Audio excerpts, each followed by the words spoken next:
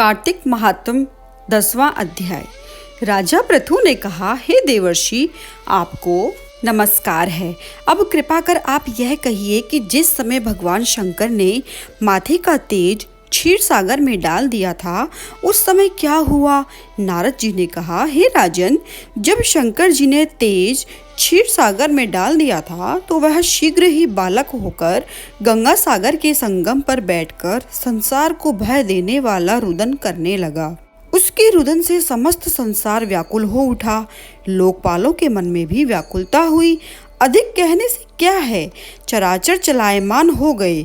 शंकर सुवन के रुदन से ब्रह्मांड व्याकुल हो गए। समस्त देवता और ऋषि मुनि व्याकुल होकर लोक पितामह ब्रह्मा जी की शरण में गए और सबने मिलकर ब्रह्मा जी को प्रणाम किया और स्तुति की। फिर कहा, हे पितामह, यह बड़ा भयंकर समय आया है, इसका नाश कीजिए।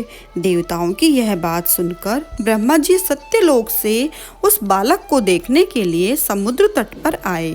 समुद्र से ब्रह्मा जी को आता देखकर उन्हें प्रणाम किया और बालक को उठाकर उनकी गोद में दे दिया। तब विस्मित होकर ब्रह्मा जी ने पूछा, हे सागर, तुम शीघ्र बताओ, यह बालक किसका है?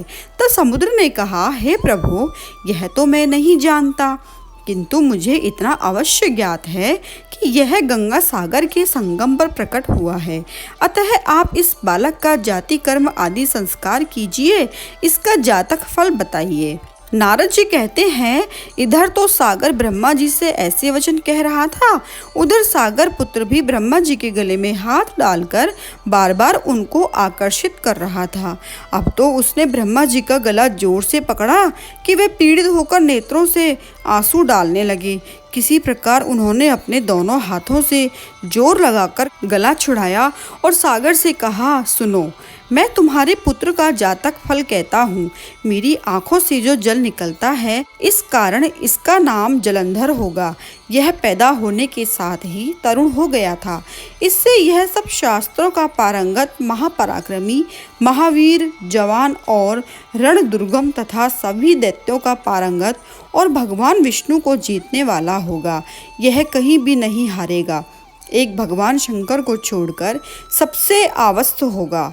जहाँ से यह उत्पन्न हुआ है फिर वहीं जाएगा।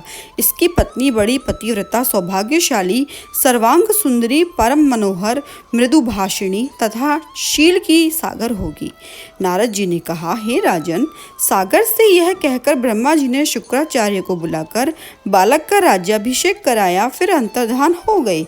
अब तो उस बालक को देखकर सागर बहुत प्रसन्न हुआ और कितने ही उपाय से उसका पालन करके उसको बड़ा किया। फिर कालनेम नामक असुर को बुलाकर उसकी वृंदा नाम की पुत्री से उसका विवाह करा दिया। अब शुक्राचार्य के प्रभाव से वह दैत्यों पर राज्य करने लगा। ओम नमो भगवते वासुदेवाय।